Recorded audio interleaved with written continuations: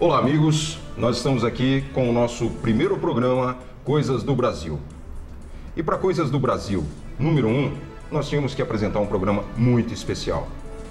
Ele pode ser polêmico, mas eu acho que ele vai ser, acima de tudo, informativo.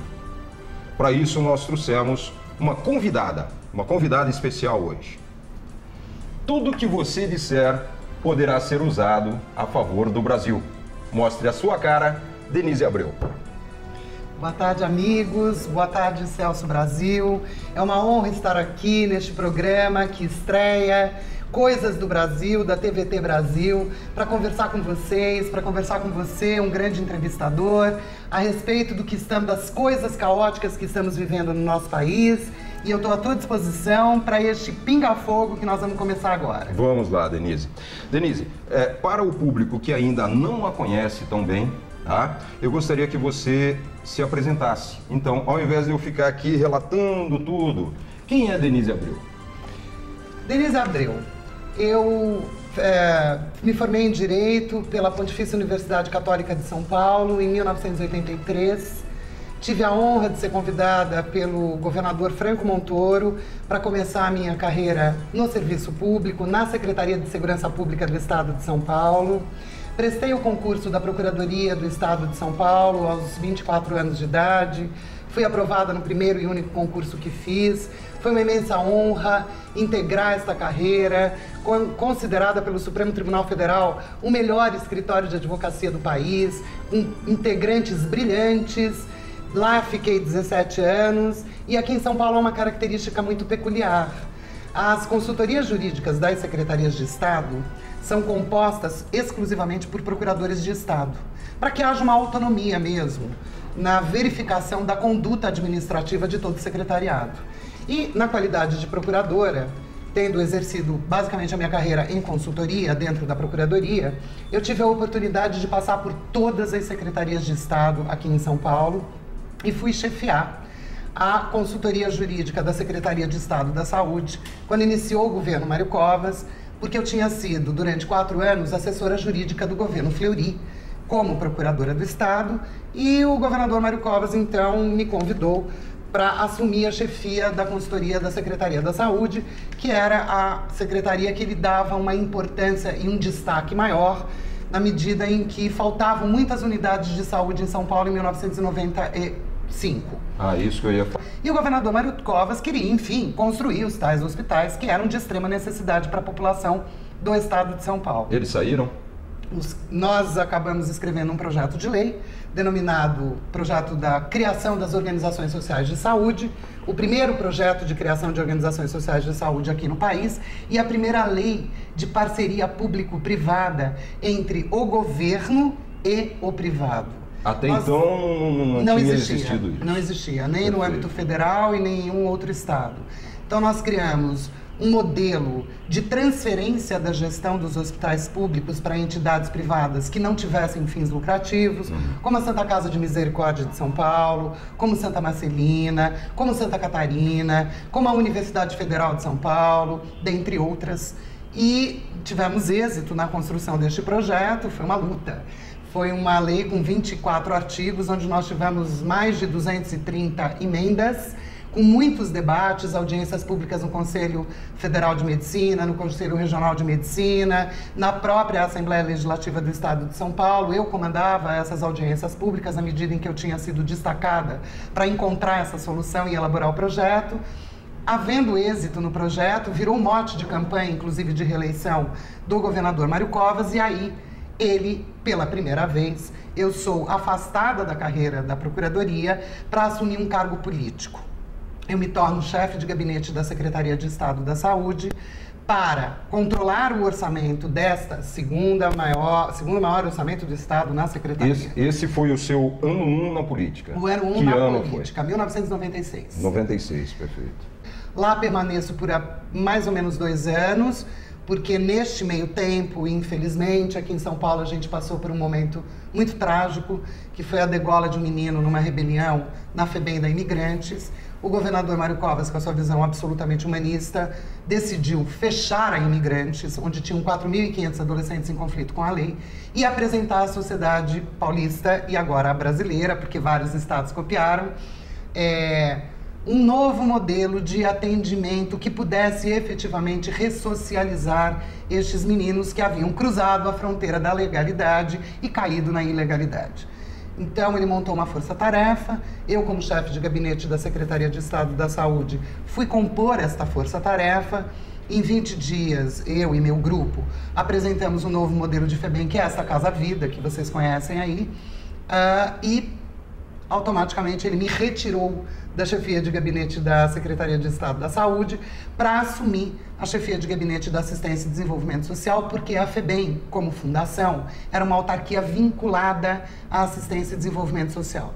Neste momento, então, eu assumo a chefia de gabinete acumulando com a FEBEM para que a gente pudesse implementar a transição. E este momento de transição, você não imagina a loucura que foi. Porque para todo mundo, para o nosso público, para nós, que não estamos dentro disso, parece que é assim, a gente põe no papel, agora manda executar. Não é assim. Não é assim. Né? Tem toda uma luta, tem muita oposição dentro do próprio sistema, né? Porque todo é um sistema de desenvolvimento social, né? Porque é aquele aprimoramento do que já existia, né? Isso. Como foi essa transição da FEBEM. Né? A transição da FEBEM se deu de uma forma bastante acirrada e crítica, porque estávamos no modelo de atendimento de monitores junto aos adolescentes em conflito com a lei.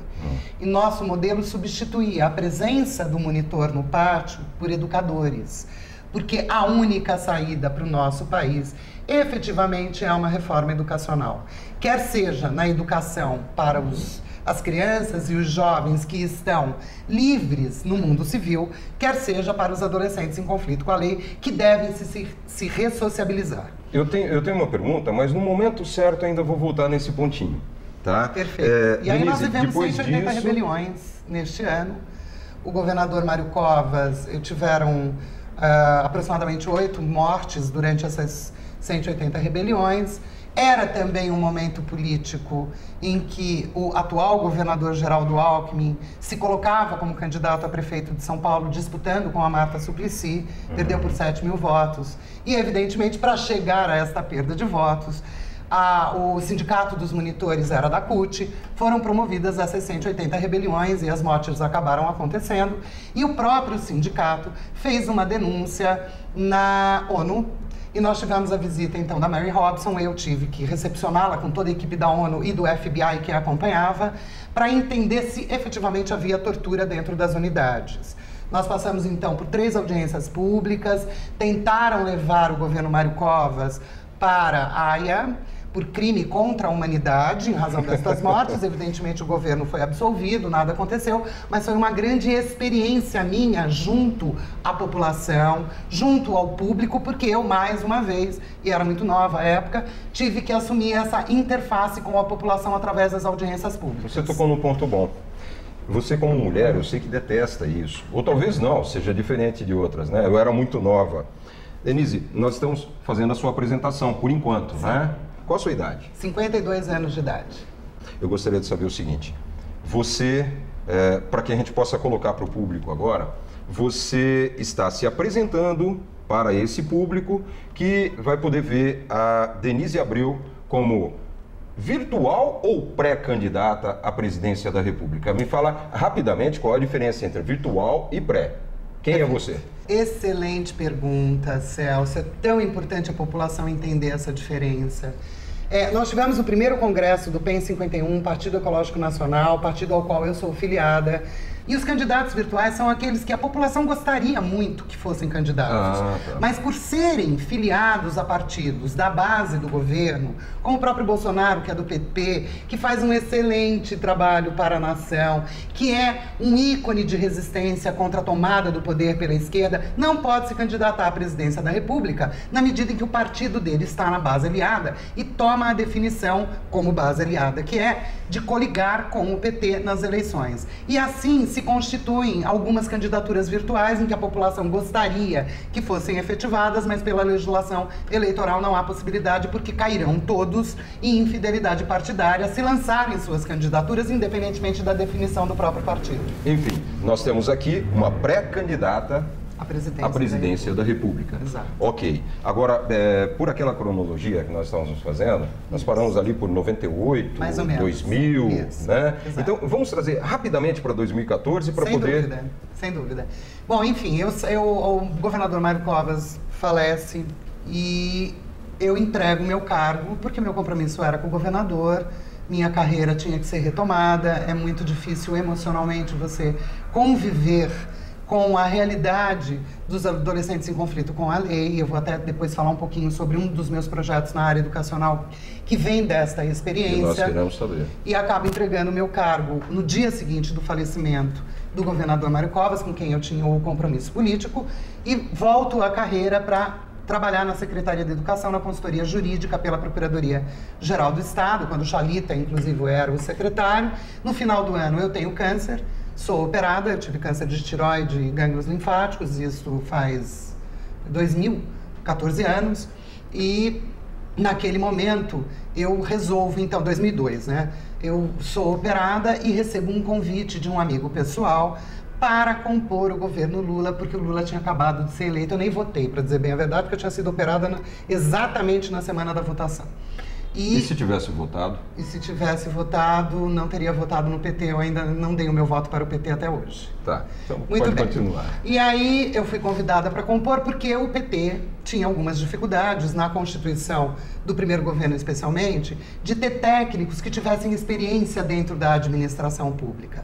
O Toffoli, ministro hoje do Supremo, era então o escolhido pelo presidente Lula para ser o subchefe de assuntos jurídicos da Casa Civil, da Presidência da República. Mas ele precisava de pessoas, se acercar de pessoas que tivessem o contato direto com a administração pública, com direito administrativo, com direito público. Esta era a minha experiência de 17 anos como procuradora do Estado. Fui convidada e resolvi abrir mão, então, de uma possibilidade de aposentadoria como procuradora do Estado de São Paulo, na medida em que eu não sabia quanto tempo de vida eu teria. Eu precisava aguardar 5 anos para o médico me dizer você está ou não curada. Agora tem uma inovação, né? A Dilma ficou doente, em 2 meses todo mundo já disse que está curado, o Lula também, mas... Não, é que agora se cura por decreto. Eu fui casada com um oncologista e que era professor universitário, inclusive, que posso lhe assegurar que realmente a medicina só consagra a cura após 5 anos. Então, eu não sabia se eu ia ser curada ou não. E aí eu optei por dar a minha cota de serviço à nação, na medida em que eu já tinha feito alguns trabalhos bastante importantes para o Estado de São Paulo. Aí o que você assumiu... E eu resolvo ir para o governo Lula, imaginando o seguinte: bom, se tão nova eu perder a vida, eu pelo menos terei deixado algum projeto no âmbito nacional. E acreditava naquele momento, sim, eu tenho que dizer isso, eu acho que a população brasileira acreditava, que o governo Lula podia fazer uma transformação para o bem da nação.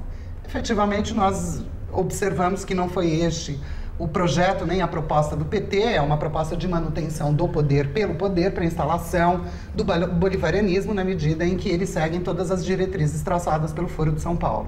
Mas, de qualquer maneira, eu entro no governo Lula, então, em setembro de 2003, porque eu não fui no começo do governo porque eu ainda estava em tratamento, assumo como adjunta do ministro Toffoli na subchefia para assuntos jurídicos da Casa Civil, por onde passaram todos os decretos, medidas provisórias, projetos de lei, reformas administrativas, todas as intenções de qualquer ministério, os marcos regulatórios, a própria criação da ANAC, as questões ligadas a algumas falências importantes, como a falência da Parmalat, como a falência da Varig. Eu tive a grande oportunidade de ampliar o meu conhecimento, olhar o Brasil como um todo e participar da elaboração e redação de todos estes projetos e reformas que eu acabo de citar, o que me transformou numa profissional com um conhecimento de gestão da máquina administrativa efetivamente diferenciado, porque eu pude agregar a experiência de São Paulo à experiência do governo federal. Isso foi até quando, Denise? Eu fiquei na subchefia para assuntos jurídicos até 2005. aproximadamente agosto de 2005, quando eu vou para o Ministério da Saúde, convidada pelo ministro Saraiva Felipe, que é do PMDB, para construir para ele um projeto de farmácia popular. Porque aquele projeto que Humberto Costa e o PT estavam propondo, de construir farmácias, estatizar tudo, ter concurso público para ter servidores, só ia engessar a máquina administrativa e ser mais um canal de corrupção. Então o ministro Saraiva Felipe optou por um outro modelo, me chamou porque sabia do trabalho que eu tinha feito em São Paulo e eu não inventei nada. Eu simplesmente reproduzi o que eu tinha feito na área hospitalar para a área farmacológica. Nós criamos, então, a farmácia popular, a que tem com os medicamentos a custo basicamente zero para a população, quanto a 2 tipos de doença, hipertensão e diabetes, que são doenças crônicas. Isso é um projeto criado por mim e pelo ex-ministro Temporão. Eu tenho ouvido, às vezes, a Dilma Rousseff usando isso na campanha, porque nós fizemos a farmácia popular. O nós que ela utiliza é a grife governo Lula. Mas quem teve a ideia fomos nós. Eu, ministro Temporão, e o ministro Saraiva Felipe, os 2 do PMDB, junto comigo, e conseguimos, então, implementar este grande projeto. Isso foi até 2005. Que colabora muito com a população. Sim, até 2005. De lá para cá. Em setembro de 2005, nós vamos apresentar este projeto na Casa Civil para a ministra Dilma Rousseff, e neste dia está na Casa Civil, porque nada acontece ao acaso, está na Casa Civil o presidente da TAM Bolonha e o presidente da Gol Constantino Júnior, que me conheciam pelos trabalhos que eu desenvolvi na subchefia para assuntos jurídicos relativamente ao caso Varig e relativamente a todo o setor aéreo. Era eu a destacada para fazer interface com o DAC, porque eu venho de família de militares, nunca tive dificuldade de transitar, quer seja no Gabinete de Segurança Institucional, quer seja no DAC, nas áreas militares, para poder, então, saber qual seria a solução da Varig. Como eles conheciam o meu trabalho e eles tinham direito a indicar um diretor pela vaga do setor aéreo, foi construída então a minha indicação junto ao presidente da República para que ele enviasse ao Congresso Nacional e lá eu fosse sabatinada pela Comissão de Infraestrutura, votada na Comissão de Infraestrutura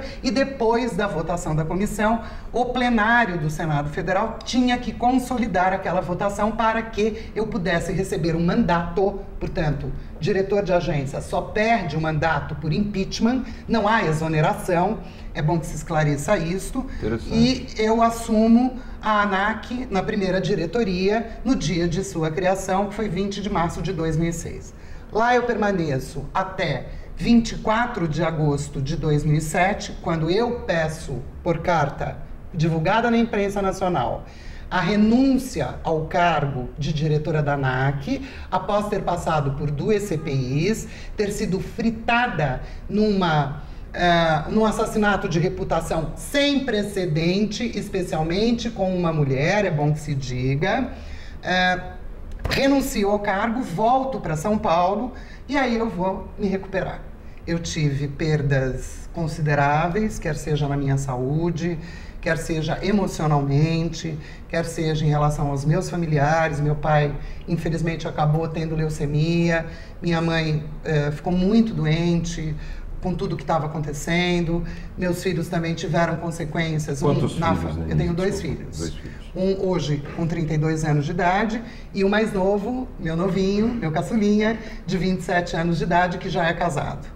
Mas eles também tiveram consequências nas suas vidas profissionais e pessoais, e eu vim para São Paulo para me tratar. Refletiu em tudo, afinal, né? Reflete em tudo. Quando você, na verdade, você destruir inconsequentemente a reputação de uma pessoa pode ser comparado a você abrir do 20º andar um travesseiro de plumas e deixar as plumas voarem. Depois, você recuperar todas estas plumas, uma por uma, e recolocar dentro deste travesseiro, é trabalho insano. Ainda existem pessoas que, apesar de toda a divulgação da mídia, apesar de toda a minha franqueza em todos os depoimentos, apesar de eu nunca ter tido uma denúncia por corrupção, eu participei da Casa Civil no período onde houve toda a constituição do mensalão, todos os assessores do José Dirceu foram exonerados pela Dilma Rousseff, menos eu, porque na investigação eu era a única que não tinha participado e nem sabia que existia o mensalão, para te dizer bem a verdade, de nenhuma reunião, por não ser petista, por nunca ter militado pelo PT. Mas ainda assim, Celso, existem pessoas que resistem a querer acreditar na verdade. Então eu vou arriscar uma pergunta aqui. Diga. Se você é ex-petista, né? Não, eu nunca fui não é petista. Eu nunca militei pelo respondeu. PT. Eu nunca participei de nenhum grupo petista. Nem quando eu estava na PUC, havia um grupo que gerou o nascimento do PT, onde o Zé Eduardo Cardoso, hoje ministro da Justiça, era um dos líderes, junto com o Zé Dirceu, porque o Zé Dirceu é da minha classe. O Zé Dirceu fez faculdade comigo. Sentava na carteira ao lado durante 4 anos de faculdade. Quando ele volta do exílio, Cuba, Paraná, seja lá de onde for, ele reabre a matrícula e cai na minha classe. Eu com 17 anos de idade, ele com 30 e tantos. Mas ele era um colega de faculdade. E àquela altura do campeonato ele era um Zé Ninguém. Porque ele não tinha cargo nenhum, ele não tinha poder nenhum, ele não tinha conhecimento nenhum, tinha uma calça jeans e 2 camisetas. E vermelha. Eles criaram, provavelmente, e criaram o OPTEI. Então você tinha o PT grande, o EI, que era um movimento dentro da PUC. E eu, a esta altura, estava no centro acadêmico com o grupo exatamente antagônico ao OPTEI. Mas eu sempre tive excelentes relações, quer seja com os meus colegas, quer seja com os meus professores, eu não tenho dificuldade de fazer amigos. O que eu queria te perguntar é o seguinte, quando você estava trabalhando dentro do governo Lula, você se sentia em casa ou existia assim aquele incômodo, existia um desconforto naquilo tudo? Olha, eu fui muito bem tratada. Primeiro, porque eles precisavam muito do meu trabalho.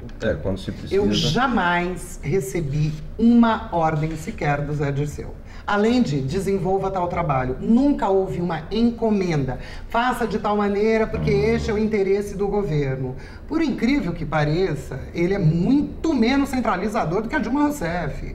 Na verdade, o que o Zé queria era fazer política. E a Casa Civil, ela não era dividida, como é hoje, onde você tem a coordenação política e a Casa Civil fica só com o técnico. Ela agregava as duas funções. O que o Zé Dirceu fez? Ele cuidava só da política e das relações políticas.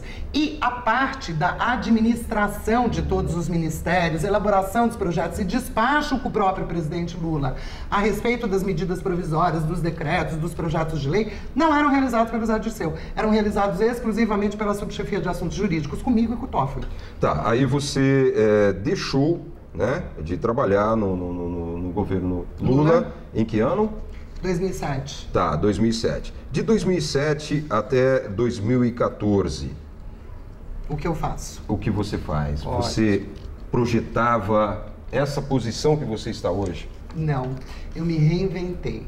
O primeiro semestre do meu retorno para São Paulo foi de recuperação mesmo. Eu fiquei muito doente, eu fabriquei 93 pedras na vesícula que migraram para o pâncreas, entrei num processo de septicemia. Do dia para a noite eu fui internada em emergência para fazer a cirurgia de extração da vesícula, quase morri na cirurgia, foi muito difícil. Você sabe que a vesícula é o primeiro filtro que a gente tem no organismo e é ela que filtra a bile. E a bile está vinculada à raiva, ao ódio. E eu, naquele momento, estava muito enraivada. Eu tinha um ódio insano, um ódio contra quê? Contra tudo e contra todos. Não existia uma verdade sequer no que era veiculado. E a mídia paga, veiculando tudo que não era verdade, destruindo a minha reputação, que é a única coisa que eu tenho. O grande legado que eu deixo aos meus filhos é a minha honra, é a minha história, é a minha reputação. O assassinato, né? Vamos lembrar o nosso querido Tuma agora, o Tuma Júnior. Que não passou por nenhuma CPI, hein? É bem diferente, hein? Assassinato é quando você senta ali no banco de uma CPI, onde todos os congressistas têm o quê? Imunidade parlamentar. Eles falam o que quiserem de você e você não pode reagir. Você, de boca calada, tem que escutar barbaridades advindas de alguns congressistas. Imagine você. E tomar cuidado com o que vai dizer. Quem foi o relator da CPI do Senado? Demóstenes Torres. Hoje vocês sabem quem é Demóstenes Torres e eu não podia reagir contra ele, porque isso gera prisão em flagrante por desacato à autoridade. Então há uma desigualdade muito grande numa CPI, o que não acontece no Poder Judiciário. Se o congressista pode assassinar a tua reputação e você não tem direito a se defender, porque se você se defende, ele diz, você está mentindo, assinou um documento de que não ia mentir, portanto está preso em flagrante. Então é uma dificuldade muito grande você passar por uma CPI. Isto sim gera assassinato de reputação. Ser exonerado, denúncias daqui, denúncias daqui, não chega a assassinar a reputação de ninguém. Reputação é algo público, é algo que toda a população brasileira a divulgação de dossiês tem que tomar conhecimento conhecimento dos dossiês falsos, por exemplo, fizeram um dossiê falso contra mim. Ah, você foi vítima. Fui vítima de um dossiê falso que eles distribuíram no Congresso Nacional. E você descobriu a origem disso? E eu descobri esse dossiê no mês de outubro, eu renunciei em agosto. No mês de outubro sempre há um anjo da guarda. Um anjo da guarda de Brasília me liga, eu vou até lá, recebo este dossiê, diretamente e imediatamente vou à Superintendência da Polícia Federal e sou a única cidadã brasileira que requeri na Polícia Federal, temos documentos para apresentar, esse é o desespero do Palácio do Planalto, eu tenho documento de tudo, eu sou maníaca por documentos. Mas enfim, levamos a Superintendência da Polícia Federal e eu pedi para eles me investigarem por lavagem de dinheiro. E o delegado dizia, isso não existe, como é que você pode pedir para ser investigado? Eu falei, não tem um dossiê que diz que eu estou lavando dinheiro? Eu quero ser investigado e se eu tiver, eu quero ser presa. Porque, evidentemente, eu tinha certeza absoluta de que eu não tinha aquelas contas bancárias. A origem desse dossiê, você é capaz de dizer se é a mesma origem daqueles dossiês que o Tuma Júnior relata, né, no seu livro Assassinato de Reputações, um Crime de Estado? Eu não sei se a máquina que produz o dossiê é a mesma, até porque eu tenho, para mim ficaram alguns gaps ali que eu não consegui ainda. Mas a máfia é a mesma? A máfia é a mesma, sem dúvida nenhuma. Eu tinha, na ANAC, eu tive divergências imensas e brigas, essa é a palavra, com o escritório Teixeira Martins, que é do Roberto Teixeira, compadre do Lula, e não só compadre do Lula, o melhor amigo do Lula, que apostou no Lula desde que ele era sindicalista lá atrás, que deu o apartamento dele para o Lula morar. Então havia um compromisso muito grande entre ele e o Lula. E eu briguei com ele. Aquela história de ninguém almoça de graça, né? Então, e ele queria muito que eu aprovasse do jeito que ele quisesse o caso Varig, que nada mais era do que um planejamento que a longo prazo vinha a falir a Varig. Evidentemente, quando eu dizia isso na imprensa, ninguém acreditava, porque os planejamentos do PT levam uma média de 10 anos. Reparem nisso. Eu vou voltar ao caso Varig, mas eu quero te dar um exemplo muito atual. Este programa Mais Médicos, ele surge agora, mas ele foi concebido no começo do governo Lula, quando Arlindo Chinaglia apresenta um projeto de lei proibindo todas as universidades brasileiras que tenham faculdade de medicina em criar mais postos, vagas para formação de novos médicos. Sob que argumento? Ele diz o seguinte, a Organização Mundial de Saúde diz que precisamos de um médico para cada X cidadãos da população. E nós tínhamos mais médicos do que aquele exigido pela Organização Mundial de Saúde. Ou seja, quando entrou o governo Lula, nós estávamos acima da média. Acima da média. Perfeito. Vem o Chinaglia e apresenta um projeto de lei que diz o seguinte, olha, minha gente, não precisamos mais de médico, as faculdades estão proibidas de criarem novas vagas. Porque isso é um projeto de longo prazo. Passado 10 anos, e o brasileiro preparou a cama para esse golpe de detalhes. Isso aí. Acaba esquecendo desses detalhes. 10 anos se passam e agora o discurso é o seguinte, tá faltando médico no país. Bom, foram vocês que fecharam as vagas das universidades para que não tivessem novos médicos formados. Então, evidentemente, tudo isso já foi planejado para a implementação deste programa que traz os médicos cubanos, médicos entre aspas. Sim. Eu fui da saúde. Cuba tem um modelo de saúde multidisciplinar. Por que é que este projeto dos Mais Médicos lutou tanto para que não houvesse a realização do Revalida? Um dos pressupostos do Revalida é você apresentar o teu diploma. E nós não sabemos se essas pessoas que estão aqui, e é por isso que elas são proibidas de fazer o atendimento primário, secundário, terciário da população, o que estas pessoas, que eu não chamo de médicos porque eu não sei se são, de Cuba estão fazendo no Brasil, é o atendimento que o agente de saúde, exatamente, que pode ser um técnico de enfermagem brasileiro altamente qualificado, que pode ser um enfermeiro, que pode ser um assistente social, é multidisciplinar. Enfim, hoje nós sabemos que os técnicos de enfermagem, os próprios enfermeiros, eles estão lutando muito hoje, né?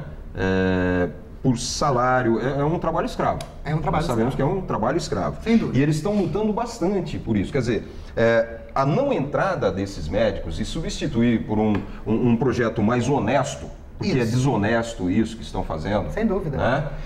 Por um projeto mais honesto, iria abrir mais campo para esses técnicos, para esses profissionais da saúde, que hoje são escravos. Quem tem amigos ou na família sabe muito bem do que eu estou falando. Eu tenho um caso desse na família.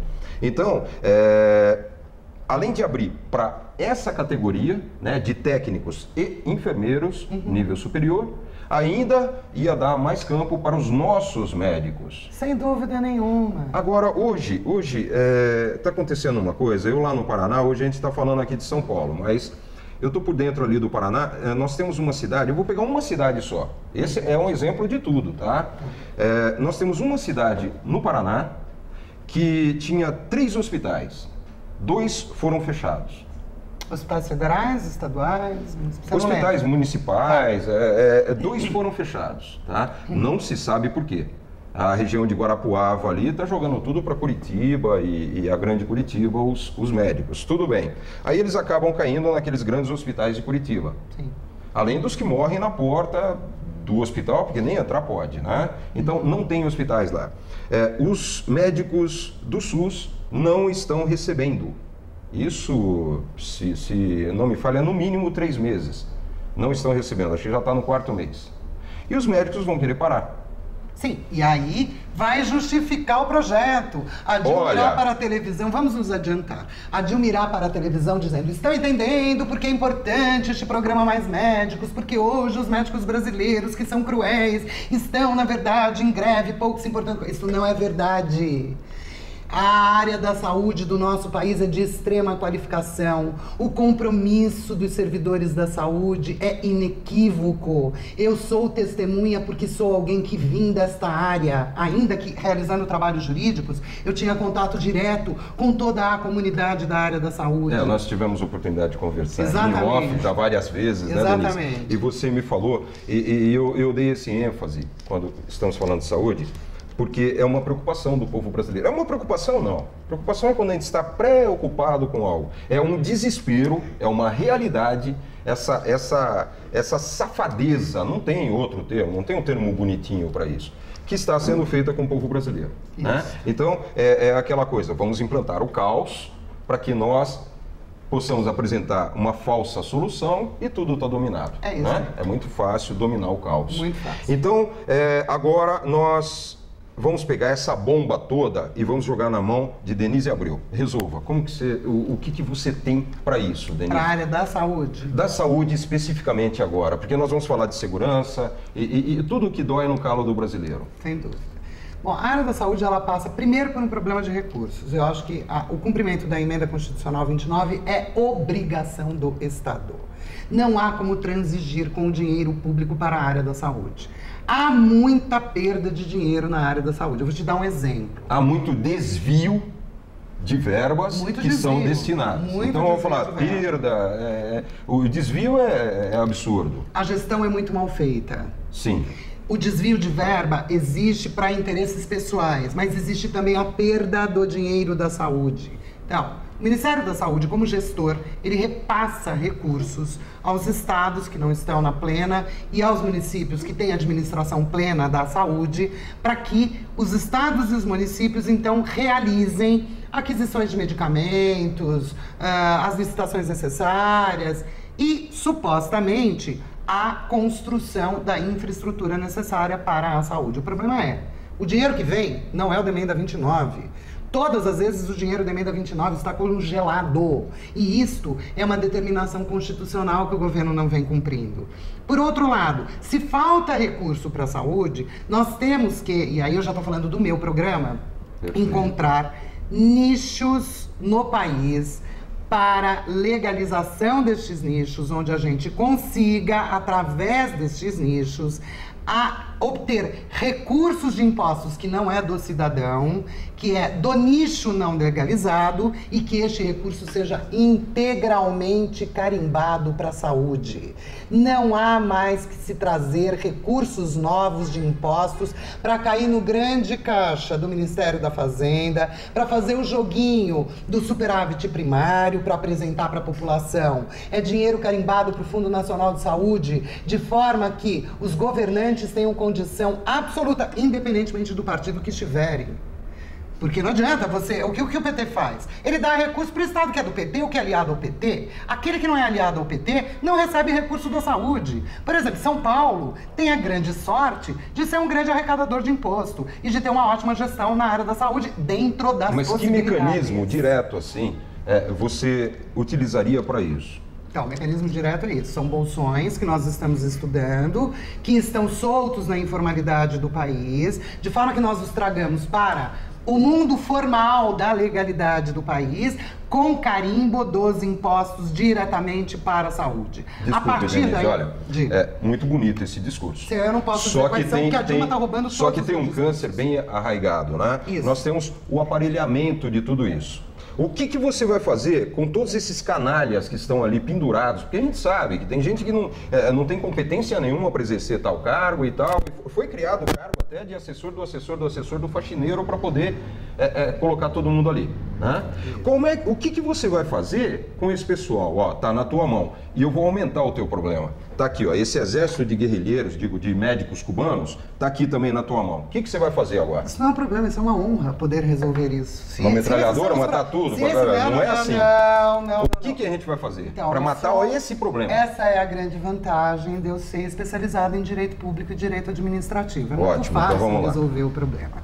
No que diz respeito a este programa dos mais médicos que tem aí, basta cancelar o programa. O Tribunal de Contas da União já apontou ilegalidades. O meu governo não pretende praticar ilegalidades. Portanto, nós temos que resolver todas as ilegalidades, começando pelo mais médicos. O contrato tem problema? Cancela esse contrato, voltam os médicos para Cuba. Aqueles que quiserem ficar e prestar o revalida serão muito bem recebidos. Afinal de contas, os médicos de Harvard, os brasileiros que estudam em Harvard, quando vêm para o Brasil atuar, eles também têm que fazer o revalida.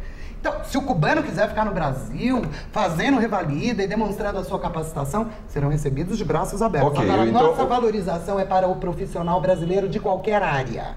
No que diz respeito então, aos mais médicos, é isso. A tua outra pergunta é a politização da máquina administrativa. As raízes desse câncer, Isso. porque essa é a raiz. Isso. O que você vai fazer com isso? Porque é difícil, é um desafio. Não é um discurso político que vai resolver isso.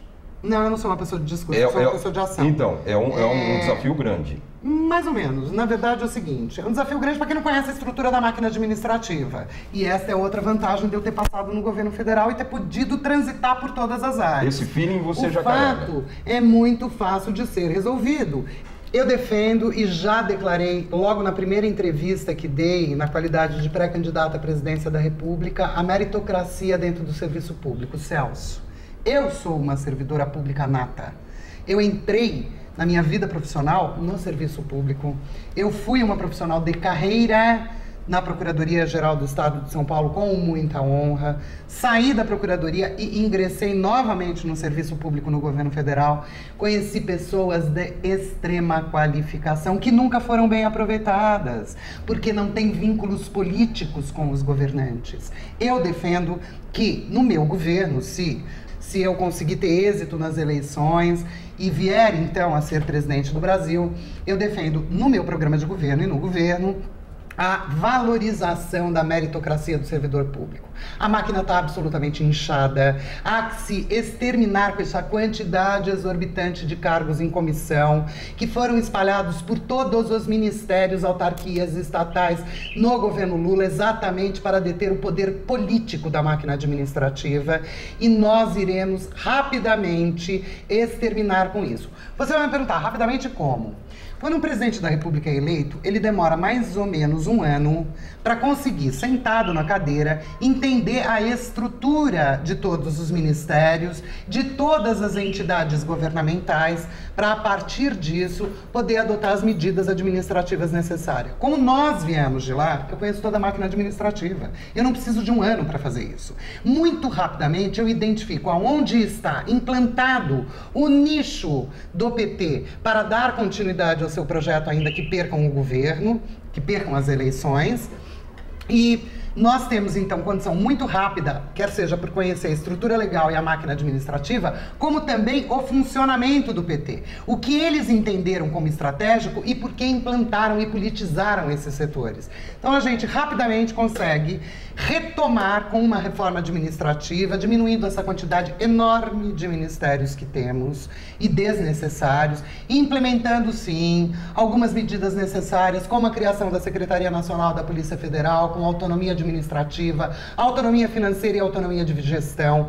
vinculada diretamente à Presidência da República, de forma que a Polícia Federal possa atuar com liberdade na defesa da soberania do nosso país, junto às questões que são afetas à competência deles, como o tráfico de drogas. Nós estamos perdendo essa guerra para o tráfico, porque o PT resolveu politizar essa área também. O que estão fazendo agora com a Polícia Federal? Um arroxo absurdo em cima dos agentes papiloscopistas e escrivães da Polícia Federal. Eu gostaria de chegar nesse ponto, quando nós formos falar de segurança, porque a segurança, só para dar uma dica para o nosso público, a segurança não é só a hora que nós saímos ali e ter que esconder o celular. A segurança está na Polícia Federal também para pegar os chefões. Sem dúvida. Né? É quem está promovendo esse caos, que é uma promoção de caos. Mas, então, voltando um pouco para a saúde. Hoje nós vamos... você tem alguma forma, assim, pelo que eu vi, né, pelo que a gente já conversou, esses médicos cubanos, que o público me permita, nós temos muitos amigos médicos, eu estou bem dentro dessa classe, até por outros trabalhos, e eles falam os médicos cubanos, né? Então, e com uma revolta até justificada, né? Porque os médicos hoje estão fora. Se você é brasileiro, você está fora de qualquer possibilidade, né? Inclusive estão promovendo essa revolta, que vai acabar tendo uma greve de atendimento para o SUS. O programa dos agentes de saúde e agentes comunitários foram criados na década de 90 e podem ser muito bem utilizados para a finalidade que está sendo utilizada hoje com os médicos cubanos, que nem sei se são médicos, mas de qualquer maneira vamos chamar assim. Quantas regiões mais inóspitas do país, que há uma certa resistência, assim dizem, de que os médicos ou qualquer servidor da área da saúde vá até lá para exercer a sua função e o seu mistério. Eu quero lembrar aqui o Projeto Rondon, minha gente.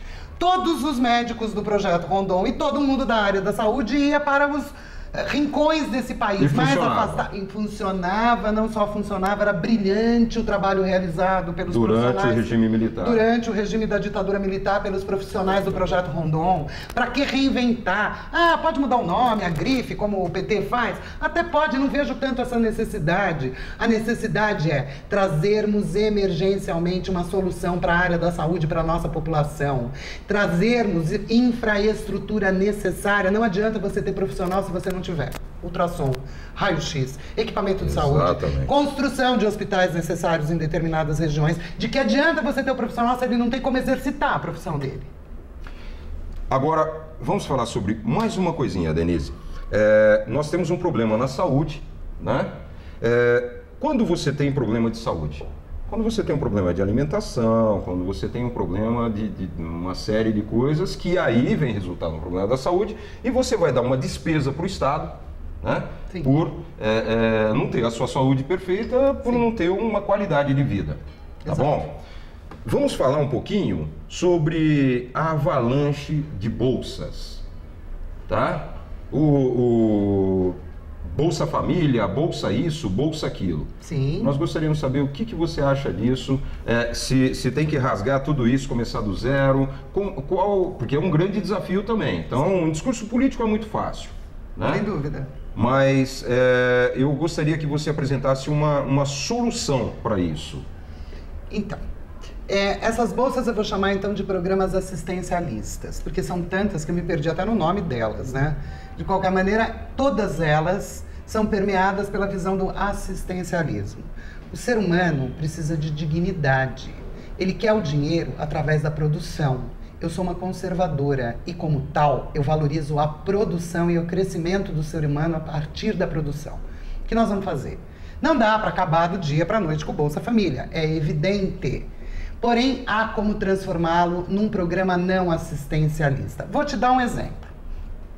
Se houver a exigência de que cada adulto que receba este valor assistencialista tenha que participar e realizar cursos de formação profissional no SENAC, para ser pedreiro, para ser encanador qualificado, para ser... Você sabe que na Suíça, para você poder trocar telhado, existe basicamente um curso de 3 anos. São profissionais altamente qualificados. Então por que nós não fazemos a mesma coisa? Você está sem emprego porque você não tem qualificação, porque não foi lhe dada a oportunidade na tua região, porque o governo esqueceu de que ali também precisava estimular a educação e os cursos profissionalizantes? Em suma, tem um revalida nisso sem tudo. dúvida nenhuma. Ninguém tem que dar o peixe para ninguém, isso é ensinamento bíblico. Nós temos que ensinar as pessoas a pescarem. Cabe ao governo a obrigação do ensino da pesca e que o ser humano possa pescar e a partir disso viver dignamente. Até porque a realidade é a seguinte: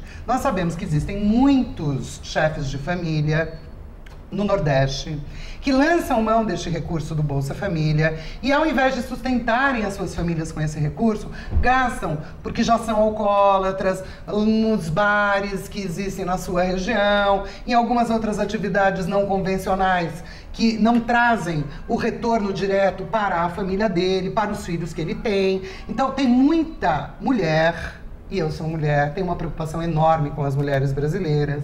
Tem muita mulher reclamando de que os seus maridos, através do Bolsa Família, deixaram de buscar emprego. Então, na verdade, este programa assistencialista visa também a destruição da família, porque em nada está trazendo o desenvolvimento e o fortalecimento deste elo que é a célula máter da sociedade. O que é a célula máter da sociedade? É a célula inicial de uma sociedade. Se eu destruir a célula inicial, eu não tenho mais uma sociedade consolidada como nos moldes da sociedade mais avançada do mundo, que é a sociedade ocidental. Na verdade, o que se faz é, utilizando teoria de esquerda e marxista, migra do mundo oriental uma série de discursos, atividades, religiões, propostas de politicamente corretas para a destruição da célula máter da sociedade ocidental, que é a família. E é contra isso que nós estaremos em todas as áreas do nosso governo, lutando para exterminar este câncer, este caos instalado pelo governo do PT. Então aí nós estamos já entrando na área da educação. De também mostrar, você vê como está tudo conectado, né? Quando a gente conhece um pouco a máquina, a gente entende que a máquina como um todo, ela é absolutamente interligada. Não pode ter um dente de engrenagem quebrado que aí vai afetar lá no final. Isso é mais do que claro. Agora veja bem, Denise, hoje isso é uma bolsa-voto na realidade. Sem dúvida. Vai causar uma reação desse pessoal, né? Mas tem todo um trabalho para quebrar essa cartilha granchista, né? Para se reverter. Reverter tudo é possível, principalmente quando você está trazendo para o correto novamente. Quer dizer, correção de rota, acho que é mais fácil do que o que eles estão fazendo agora, que é desvirtuar absolutamente tudo. Nós sabemos que isso é inconstitucional, o que está sendo feito. Eu vou trazer agora para o Executivo. Existe uma série de inconstitucionalidades. Né? O programa Mais Médicos mesmo é inconstitucional. Totalmente. Tudo é inconstitucional. Tá bom, essa máquina que está colocando tudo isso debaixo do tapete e vamos em frente, não está acontecendo nada. Como é que você vai enfrentar essa máfia toda? E outra, depois disso, nós vamos ter um levantamento de tudo que foi feito, de tudo que foi desviado, como repatriar, né? Tantos bilhões e bilhões e bilhões que estão lá fora hoje, que nós sabemos. Então eu gostaria que você falasse rapidamente, né? Porque a gente tem uma série de outros tópicos. Como que você vai encarar esse desafio? Porque você vai encarar uma máfia muito grande. Sem dúvida. Você vai ter que andar numa redoma blindada, protegida por outra redoma blindada, porque nós sabemos que tem lá no alto, lá embaixo, quer dizer, é todo um esquema. É um esquema muito pesado. Você acha que a Denise vai conseguir quebrar esse sistema e corrigir essa rota? Então, a Denise é protegida por Deus. Eu já passei por várias situações com o PT de ameaça, entraram na minha casa, meus filhos foram rendidos com horas de metralhadora na cabeça, entraram novamente nas eleições de 2010, aí renderam as duas moças que trabalham em casa e são pessoas super importantes para minha família, ficaram com elas também 4 horas buscando os meus documentos e a tal da mala de documentos, que é óbvio, eu sou advogada, eu tenho um mínimo de preparo, os documentos não estão comigo, e existem cartas espalhadas por várias delegacias, qualquer coisa que acontecer comigo, o primeiro suspeito é o PT.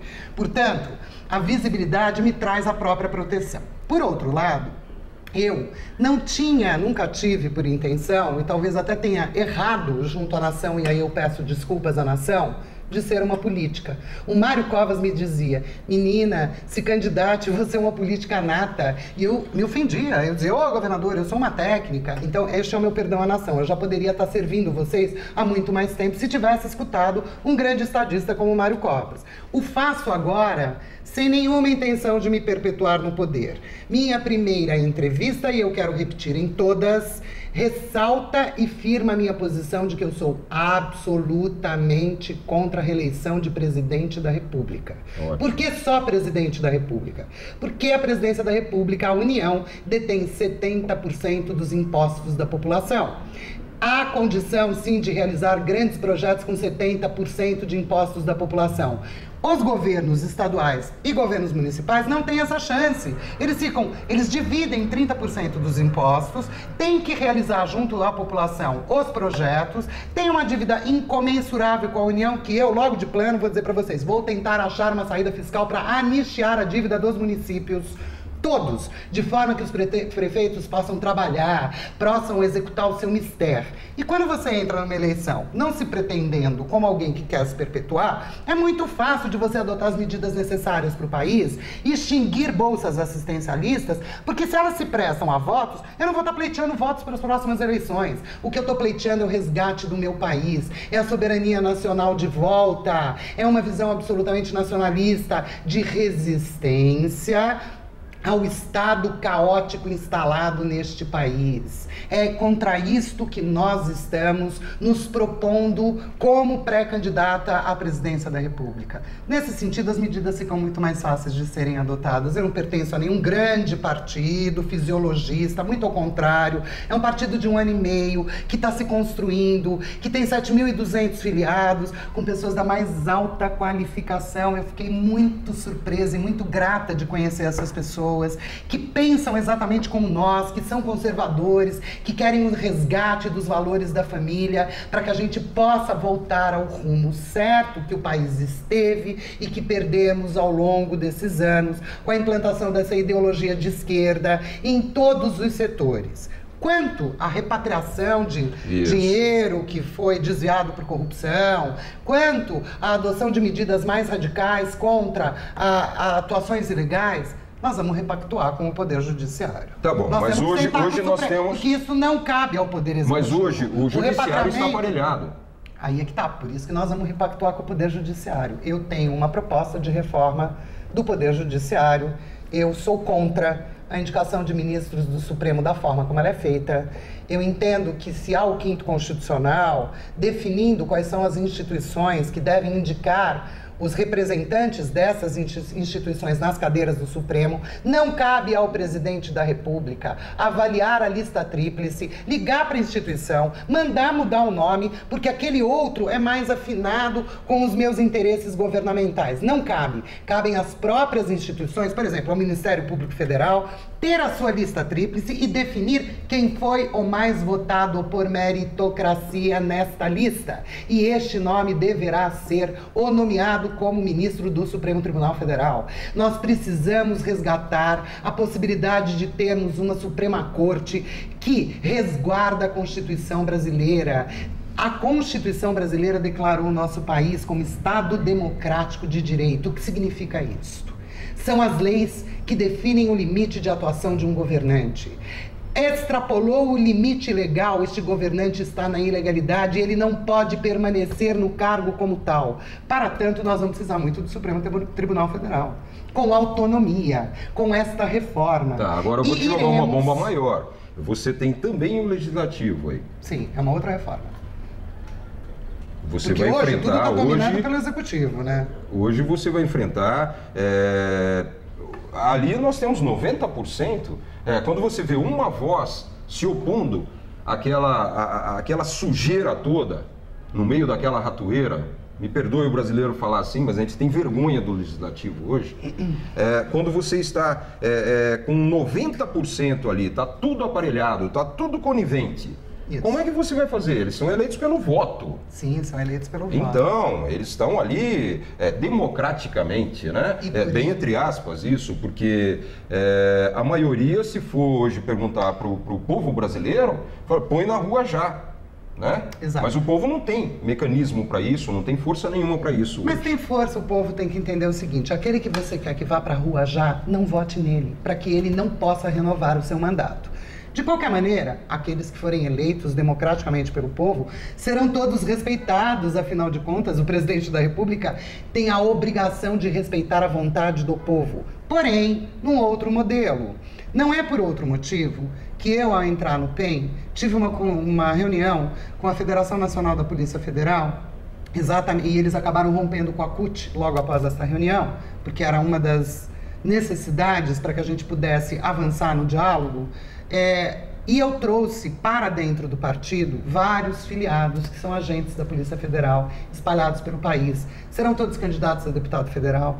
Conto com o voto da população, elegendo estes candidatos para a gente montar a chamada bancada do coldre e tendo agentes da Polícia Federal que são os especializados em investigação, na utilização da inteligência para descobrir quem é o corrupto, quem é que lava dinheiro. Eles estarão sentados dentro do Congresso Nacional, o que, por si só, já inviabilizará muitas das negociatas que são realizadas hoje no Congresso Nacional. Muito bonito tudo isso, muito bonito, mas deixa eu me antecipar numa coisinha. Diga. Denise, vamos avançar no tempo, você não é mais pré-candidata, você é candidata à presidência da República. Você acredita que essas urnas eletrônicas programadas, está mais do que provado, não adianta vir um Toffoli ou qualquer outro palhaço falar isso aqui não pode ser contestado porque é seguro, o povo brasileiro, todo mundo sabe que aquilo lá já está programado, quem vai ocupar que cadeira. Você tem esperança? Tenho. Você e outros candidatos que estão resistindo a esse sistema, de que forma? Qual a solução para isso? Bom, eu não sei se as urnas são programadas. Desculpe, eu tenho que dizer isso para a população, porque eu não sou técnica de informática. Tenho, sim, muitas informações de muita gente de que podem, sim, ser programadas. Por outro lado, o que eu sei, e aí não diz respeito ao conhecimento técnico de como funcionam essas urnas eletrônicas e se é possível ou não programá-las, o que eu sei é que esta margem de votos nulos e brancos e as urnas quebradas são este contingente de votos que podem sim ser manipulados, porque eles não existem. Você tem que criar o voto novo, que é o inexistente, que são os votos brancos e nulos, para que você manobre na margem de quem merece, segundo o entendimento e o acordo feito com o governo, receber tais votos. É contra isso que nós estamos bradando. Nós estamos pedindo para a população não vote nulo, não vote branco. Cada vez que você faz isso, você dá margem para que o TSE, junto com o governo, manipule um quantitativo de votos que vai dar a eleição ao PT, a Dilma Rousseff e até o Lula, se vier no lugar da Dilma, que para mim não muda absolutamente nada, o projeto é o mesmo. A Dilma é nada mais e nada menos do que um fantoche dele, que como não é nada simpática, não está conseguindo angariar e conquistar a população brasileira, porque ela é muito truculenta. Não Sim, ela só ganha no Ibope. Tem uma dificuldade enorme de se comunicar, mesmo com teleprompter, até para ler, ela engasga, fica tudo muito difícil. E subestimar a capacidade intelectual do brasileiro é o maior erro do político. Porque o brasileiro, tendo ou não formação cultural, é per si uma população muito inteligente. Ele se recria do nada. E a pessoa que é inteligente tem condição plena de observar que a Dilma não tem a menor condição de continuar no poder. Primeiro porque ela se apresentou como uma grande gestora. Se demonstrou a pior que já tivemos. Não conseguiu realizar nada. Ela era mãe do PAC e o PAC faliu. Portanto, a maternidade dela foi de um natimorto. Porque o que era o PAC? Eu vou te contar o que era o PAC. Eu estava no governo. Para mim é o Programa de Aceleração da Corrupção. Vamos lá. E o que é o PAC? Existiam vários programas no governo Fernando Henrique que não tiveram tempo de ser efetivados ou realizados. Muito bem. Quando começa o governo Lula, eles pegam tudo o que estava represado nos outros governos, colocam num sistema de computador e geram um programa de aceleração. Não tem nenhum projeto ali novo, nenhum projeto que está ali naquele PAC, o PAC 1, então nem se fale.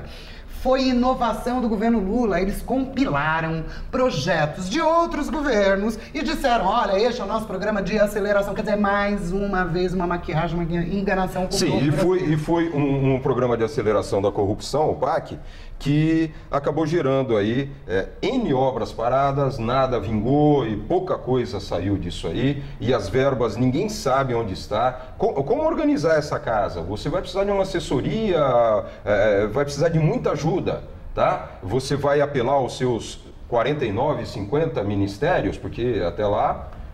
Não, primeiro que eu vou diminuir o número, nós estamos, né? acho que em 39 ministérios isso, hoje, 39. O que é um absurdo.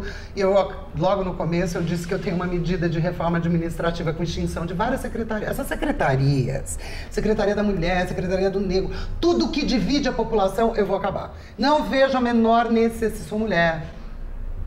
Também uma mulher altamente profissionalizada. Portanto, também poderia aqui ter um discurso de que as mulheres têm uma dificuldade enorme de se consolidar no mercado de trabalho. Não é verdade. A mulher tem que estar preparada para poder se consolidar em qualquer mercado, tanto quanto o homem. Vamos parar com essa divisão de gênero. Isso não agrega em nada. Ah, aí tem a Secretaria do Negro. Bom, e qual é o problema? Eu sou afrodescendente, eu sou neta de um negro. Olhando para mim, ninguém dirá. E nunca me socorri do fato de eu ser neta de um afrodescendente para conquistar espaços na sociedade. Tudo isso é uma balela. E é contra isso que nós estamos também nos manifestando e iremos exterminar. Porque eu não preciso de toda essa quantidade de ministérios. As maiores potências estão aí com 15, 16 ministérios. No regime militar, nós tínhamos 16 ministérios. Exatamente. E tudo funcionava. Isso. Eu defendo um Estado mínimo. Eu sou pela liberdade de mercado. O mercado apenas precisa das agências reguladoras, esse é um modelo mundial, para regular aquele mercado. Ele vai traçar as regras para não gerar um monopólio. Um fortalecimento do CAD sem politização, exatamente para garantia da concorrência. E o mercado tem condição plena de funcionar independentemente do Estado. Aliás, sejamos francos a todos que nos escutam, ao povo brasileiro, quem faz o Brasil se desenvolver não são os governos. Quem faz o Brasil se desenvolver é a iniciativa privada, é a produção. Exato. No nosso país. E aí nós temos um setor deixado ao relento, não há nenhum incentivo por parte governamental, como existe do BNDES para ficar financiando obra na África. Por que o BNDES não tem um setor que financie o agronegócio, que financie a agroecologia, que dê a valorização necessária à agricultura familiar e aos pequenos agricultores? Eles estão todos absolutamente reféns de um sistema que os inviabiliza de produzir. São estes os setores que nós vamos estar os que estão em suas terras ainda, né? Sim. Os que não foram expulsos pela guerrilha do MST. E como resolver isso? Bom, Vamos devolver terras para quem foi retirado? Nós vimos reportagens. Isso, é claro, falando, não sei se existe isso, é lógico que você sabe. Eu sei que muita coisa, talvez a gente não possa falar muito, né? Por uma questão de ter todo um processo de provas, tal, mas está aí. Em reportagens, o cara sai, ele perde as terras, né? Entra ali não são nem militares, né? É a guarda pretoriana da Dilma, que entra, retira o produtor dali, derruba tudo que tinha, e aí, esses produtores, você já existe algum plano para que seja devolvida essas terras, sejam indenizados até por tudo isso? Porque isso aí vai causar um prejuízo enorme para o país. Não tenho a menor dúvida, mas é o seguinte, a Advocacia Geral da União terá como função no nosso governo, se a gente passar pela convenção, virar candidato e a população entender que nós temos a proposta mais adequada para o país, a Advocacia Geral da União, toda constituída por excelentes procuradores federais com os quais eu trabalhei, todos de carreira, que passaram por concurso público, que têm condição plena de montar uma grande força-tarefa para que nós possamos fazer a reanálise, não só de todos os contratos, mas inclusive dessas situações que prejudicaram determinados setores da população. Sim. E que ou esses setores merecem o resgate da propriedade porque ela foi assegurada constitucionalmente. Não, nós não vamos estar inventando nada que seja ilegal. E, em verdade, será o governo da legalidade estrita. Se nós cumprirmos, a nossa legislação é altamente avançada. Uma das mais avançadas do mundo. Não há necessidade de ficar criando nova legislação.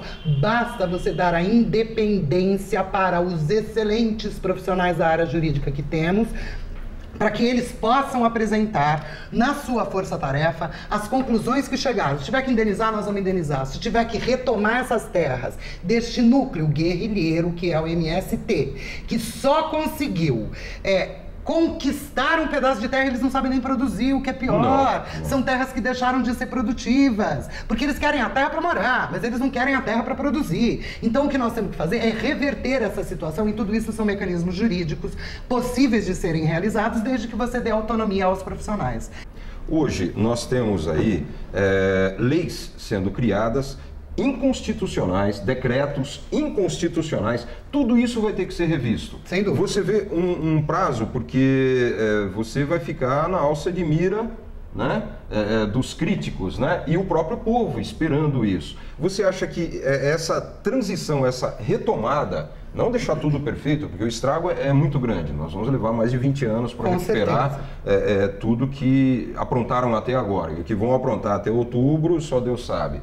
Então, para recuperar, né, para retomar, né, o nosso rumo e para que o povo brasileiro veja algum resultado já, e também o povo brasileiro vai ter que ser aliado nesse processo. Ele não vai poder sentar na poltrona e ficar assistindo a transformação. Ele é a transformação e é isso que o povo tem que saber. Mas em que período você acha que em um ano daria para mostrar já resultados, para convencer o povo de que realmente é aquele o caminho? Porque é um desafio grande, eu repito, é um desafio muito grande. Tá? Você é um bom entrevistador. Você está pegando uma bronca muito grande. Como é que você vai encarar isso, Denise? Então, eu vou lembrar uma historinha aqui com você. Quando eu era chefe de gabinete da saúde, assim que eu assumi, a gente tinha um problema enorme aqui em São Paulo com relação às filas nas portas dos hospitais para poder estar marcando consultas, e eram pessoas de idade, eram crianças, existia muito desespero. E eu acabei sendo entrevistada no Bom Dia Brasil, Bom Dia São Paulo, todos os bons dias aí que temos, exatamente sobre como é que eu ia fazer para acabar com a fila na porta dos hospitais. E a gente apresentou uma proposta que o Covas aceitou, que era montar um call center, não tinha nada de novo.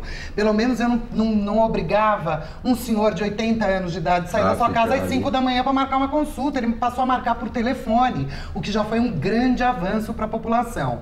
E aí o entrevistador me perguntava, em que prazo?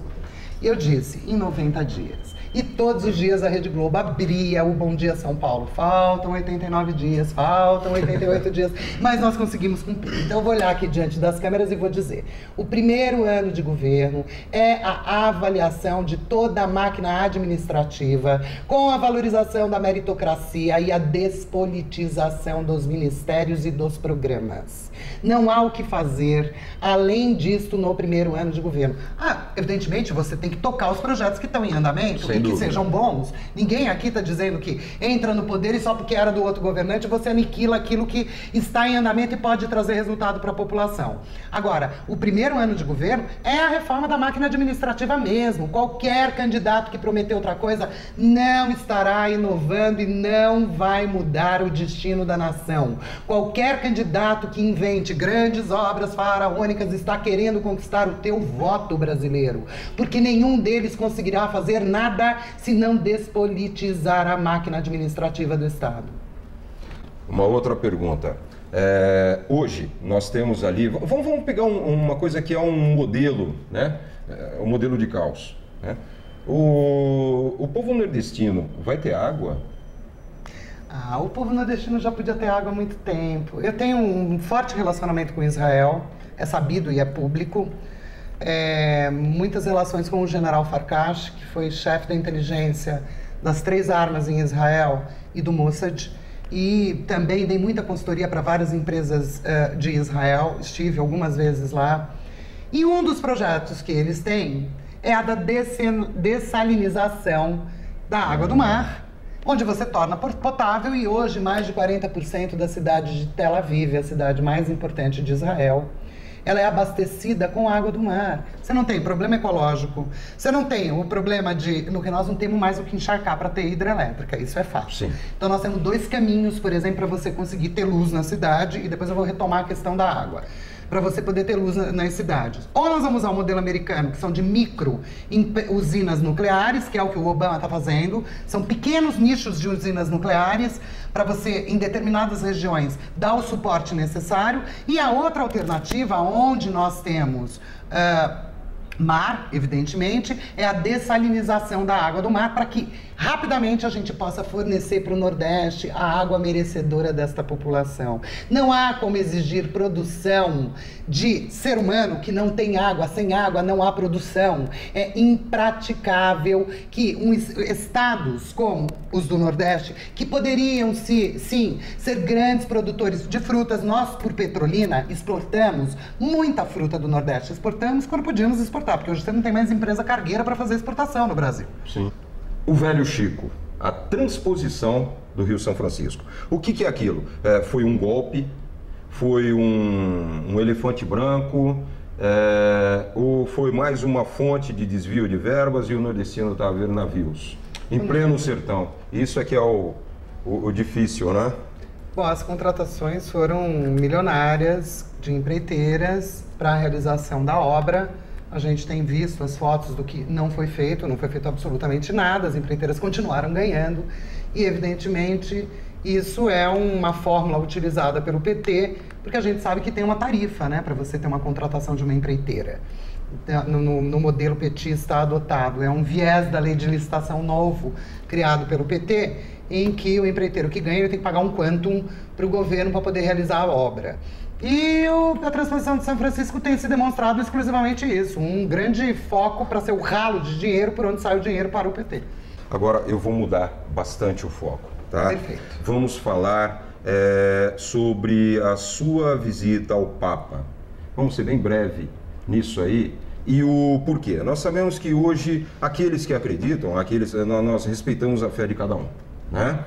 Então, aqueles que acreditam que existiu aí de um mundo invisível, né? Trabalhos feitos e há uma coisa, essa demonização que estão fazendo da administração de um país, né? Aconteceu. Isso Sim. Aconteceu? Aconteceu. Qual a sua religião?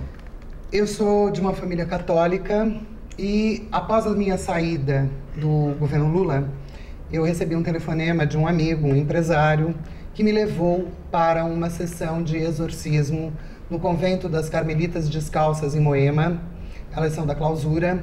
Participou também dessa sessão um evangélico que podia fazer as revelações que a Igreja Católica, por questões dogmáticas, não revela. Foi uma sessão de 4 horas de exorcismo. Muitas revelações foram feitas. Eles, inclusive, anunciaram uma missão que ultrapassava as fronteiras do Brasil e que se concretizaria em 2014, e para a qual eu estava sendo preparada e testada por Deus.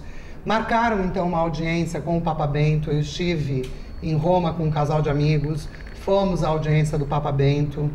A partir daí, passei a estudar a Bíblia, a lê-la diariamente. Sou devota de Santa Teresa de Ávila e, a partir do estudo da Bíblia, a valorização do cristianismo, quer seja pela religião que for, somos todos cristãos. O nosso país precisa urgentemente do resgate dos valores cristãos. Quem lê a Bíblia sabe exatamente o que pode ser feito, o que cosmoeticamente é correto ou não. E é a partir desses valores judaico-cristãos que nós queremos o resgate da sociedade. Portanto, sou católica, passei por um exorcismo, fui muito prejudicada nessa guerra do bem contra o mal, porque poderosos, para se manterem no poder em Brasília, frequentam uma entidade vinculada a um pacto com o demônio. Lá foram feitos alguns trabalhos, eu fiquei exatamente embaixo de todo este holopensene, de toda esta aura negativa criada por esta comunidade, e ao ser exorcizada na Igreja Católica, a minha vida mudou.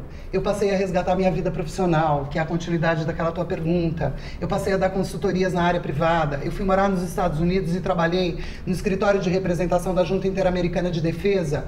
Pude, então, olhar o país de fora, junto com outros 27 países. Tínhamos algumas reuniões no Pentágono. Sei exatamente quais são as preocupações e as avaliações que o Pentágono faz da América Latina. Comungo do Pentágono de que precisamos urgentemente estancar o avanço do bolivarianismo na América Latina.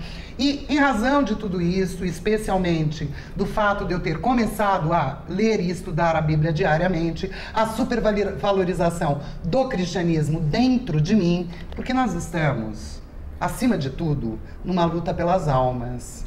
É na luta do bem contra o mal, sim. O mal está instalado no poder. Acreditem vocês ou não, eu lhes posso assegurar com vivência de que nós temos é que retirar o mal do poder e colocar o bem no lugar do mal, que são estes valores incrustados há mais de 2000 anos na Bíblia e que vigem. Como é que um poder político do PT pode ignorar e tentar transformar mandamentos consagrados há mais de 2000 anos? É muita ousadia, é muita presunção e é muita falta de responsabilidade, porque a destruição destes valores implica na destruição do que temos de mais sagrado na vida, que é a família. Denise, nessa sessão, nesse exorcismo, onde estava envolvido católicos, evangélicos. Sim. Também, como você disse. Essa união é maravilhosa. Maravilhosa. Hoje no Brasil eu acho fundamental,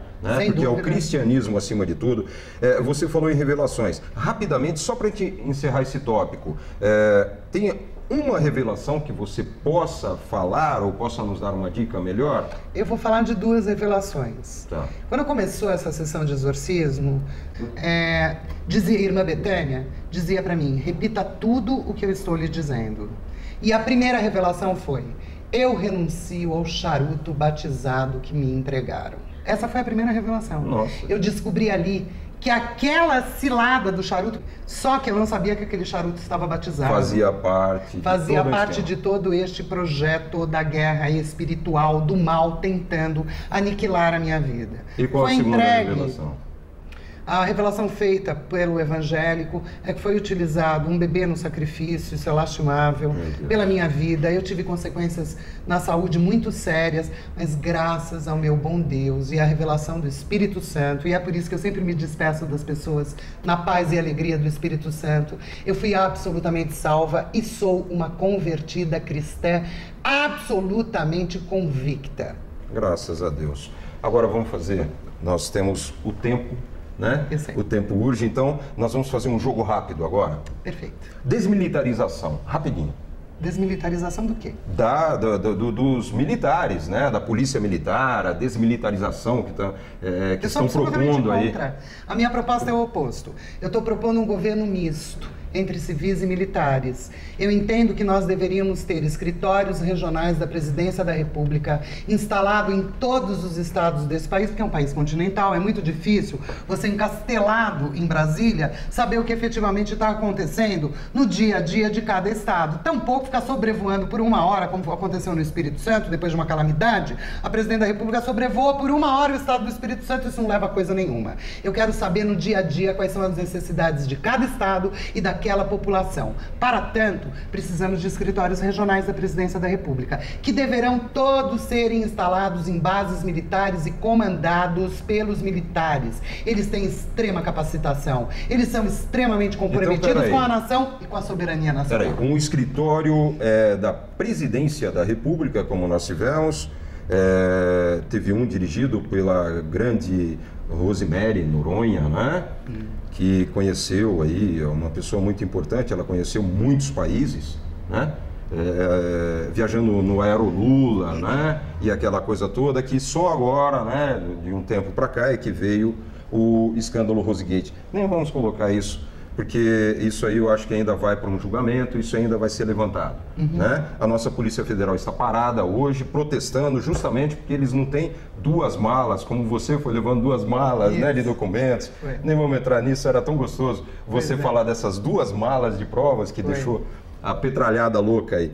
Mas, então, ao invés de nós termos um escritório de negociatas, com todos aqueles ratos fazendo isso e aquilo, e que veio à tona, e aí caiu Rosemary Noronha e tudo mais, você propõe que nós tenhamos muitos escritórios. Sim, um em cada estado. Sem gastar um aluguel por isso. Sem gastar um aluguel. As bases militares já existem, elas são comandadas por profissionais e militares altamente qualificados, eles sabem exatamente como faz planejamento estratégico, e sem planejamento estratégico não se governa, simplesmente se fazem ações populistas, e por este motivo, por conhecer o trabalho dos militares, por ter convivido com eles, e lhe asseguro, de todos os setores, se existe um índice aqui e acolá de corrupção advindo de um militar, isso é muito individualizado.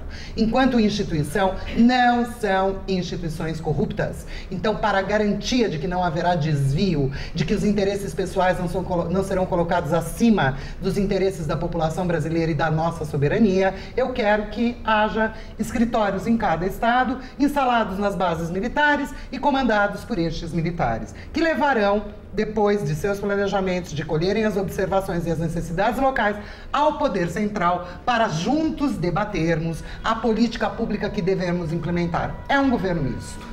Nós conversamos sobre isso em off, né? Por isso é que eu puxei esse assunto com um pouquinho mais de propriedade. Então, seria, não gastaríamos um centavo com isso, aproveitaríamos todo o trabalho de inteligência. Sem dúvida. Isso é fundamental. Sem dúvida. Né? Chega de burrada no governo, né? Quer dizer, teríamos todas as inteligências, né, do Exército, do governo, tudo ali unidos.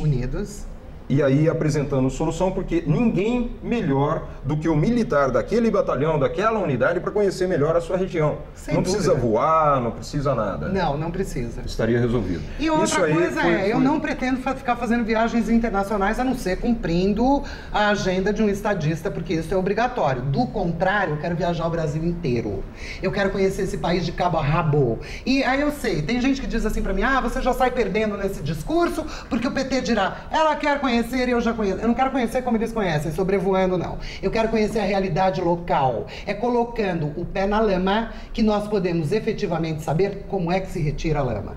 Já que eu perguntei sobre desmilitarização, o que você vai fazer com a Guarda Pretoriana, quer dizer, com a Guarda Nacional?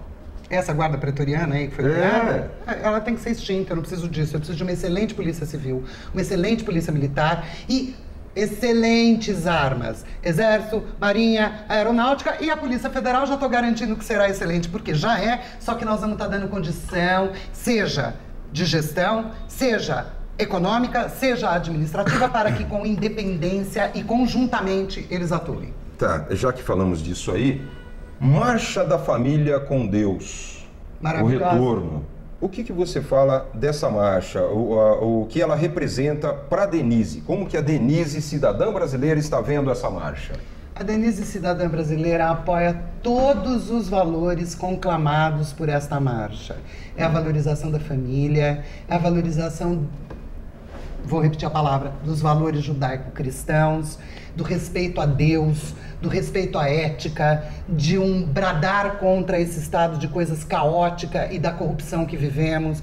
Não é possível que um brasileiro não apoie esses valores, mas nós precisamos mais. Nós precisamos apoiar e participar. Nós temos que demonstrar para o governo federal que estamos absolutamente insatisfeitos com o estado de coisa caótica implementado pelo governo do PT no nosso país. Então vamos às ruas. Vamos às ruas, vamos às ruas. E quando nós tivermos uma Denise Abreu, presidente da República, e eu disser, junto com o pessoal que está aqui conosco, vamos às ruas porque a Denise parece que não está vendo isso. Tem mais aqui as ruas, democracia é isto. aquilo, na verdade, os ditados populares são os melhores, né? Sim, a gente não deve fazer para o outro aquilo que a gente não quer que faça para conosco. Portanto, se eu estou propondo que as pessoas devem ir às ruas para demonstrar a nossa insatisfação, se estiverem insatisfeitos comigo, tem mais aqui para a rua também. Eu brado por todas as liberdades, especialmente pela liberdade de expressão. Nós temos uma mordaça nacional sobre toda a população, quer seja porque a imprensa, infelizmente, não tem recebido o aporte necessário para as publicidades e patrocínios da iniciativa privada, ela acaba sendo refém, dependente do patrocínio público. Sim. E na hora que o governo central compra numa revista uma página de 10 milhões de reais para fazer propaganda do Banco do Brasil, ele controla aquela revista, dizendo essa matéria sai, aquela não sai, tira essa vírgula, coloque aquele parágrafo e passa a ser uma mídia muito controlada pelo governo. Porque se eles não se socorrerem das verbas publicitárias e a iniciativa privada não injetando dinheiro, porque a iniciativa privada está sem dinheiro também. Não tem dinheiro no país. Não tem dinheiro rodando no país. Existe dinheiro para banqueiro e grandes empreiteiras.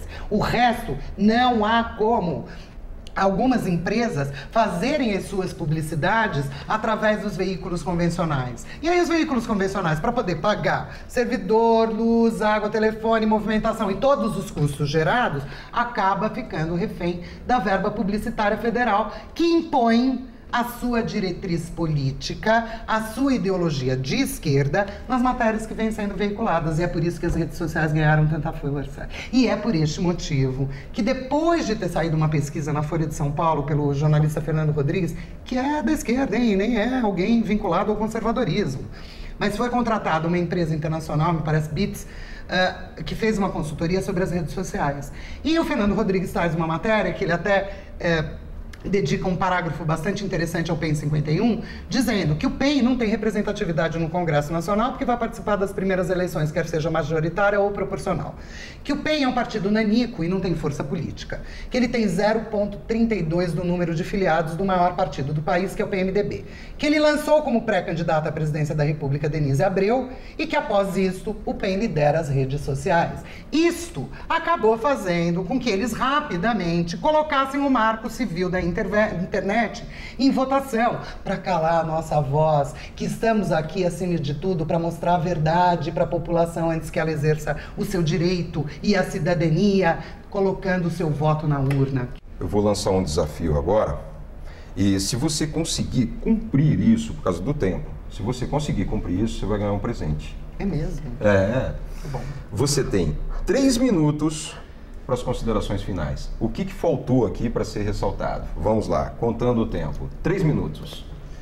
Vocês, brasileiros e brasileiras que nos escutam, espero que todo este momento e caminhada que a gente vai viver até outubro possa lhes trazer a consciência antes de vocês escolherem o voto que darão ao candidato que vierem a decidir para ter como presidente da República no ano que vem. O importante é que nós, da oposição, que hoje nem existe com essa nomenclatura, a oposição está muito desgastada, ela não conseguiu se impor como deveria ter se imposto, então vamos chamar de nós, da resistência ao avanço do bolivarianismo e da esquerda no Brasil. Temos que nos unir. É a partir da união que nós conseguiremos chegar no segundo turno, reverter este quadro caótico nacional para que, com o resgate dos valores judaico-cristãos e da família, tenhamos uma sociedade ética, mais justa sob o ponto de vista da legalidade e que traga o desenvolvimento necessário para o nosso país sem a ideologia de esquerda implantada no Brasil. Parabéns. E por isso, eu queria, Cris, cadê a surpresa, né, que nós temos aqui para Denise? Denise, nós estamos nos mexendo. Eu vou te dar um presente para as marchas da família. Uma camiseta do Movimento Brasileiro de Resistência. O MBR. À esquerda e resistência ao bolivarianismo. Resistência, né, a tudo que for antifamília, anticristão, antipátria. Com certeza. Então, nós estamos te convidando para essa resistência. Só que tem um detalhinho. Está aqui o seu presente. E te falar uma coisa também. Nós vamos te cobrar muito. Muito mesmo. O ser humano só cresce quando ele é cobrado. Esse movimento vai te cobrar muito e cobrar muita gente. Que ótimo. Tá? E eu também vou cobrar do movimento a coerência na resistência a toda ideologia de esquerda implantada em todas as instituições, em toda a sociedade brasileira. Vou cobrar deste movimento que nos ajude a resistir à quebra dos conceitos e valores familiares de suma importância para que qualquer sociedade ocidental se estruture da maneira correta. Então, eu estou à disposição do movimento e espero que o movimento também esteja à disposição da nossa luta para que a gente consiga transformar este país. Eu deixo aos brasileiros o meu slogan, em que eu digo que eu acredito no Brasil, mas acima de tudo, eu acredito em você. E quero que você acredite na sua capacidade de transformação. Obrigada. Denise Abreu, que Deus abençoe essa sua luta, essa sua caminhada e conte conosco. Amém. Ok? Amém.